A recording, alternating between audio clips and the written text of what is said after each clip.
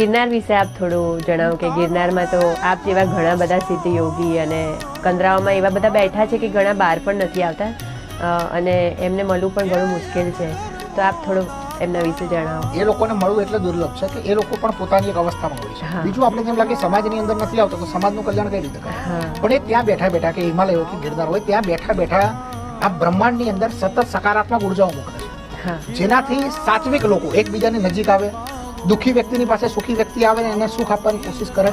મતલબ એ કહેવાય ને કે એક એક્સ્ટ્રીમ લેવલે યુદ્ધ લડતા હોય છે, નકારાત્મક એનર્જી સામે સકારાત્મક એનર્જી. એ સૂક્ષ્મ જગતનું એક યુદ્ધ છે. આજે પણ રાક્ષસ પણ છે, એટલે આમાં શરીર રૂપે નહીં પણ ઉર્જા રૂપે, તો સામે દેવતાઓ પણ છે. તો એ લોકો એવા લેવલ સુધી આ યુદ્ધ લડતા હોય છે. એ લોકોને ખ્યાલ આવે કે મારે જગતમાં કઈ આપવાનો વિષય નથી, જગતમાં આપવાવાળા બીજા સાધુ છે, મારે આ યુદ્ધ લડવાનું છે.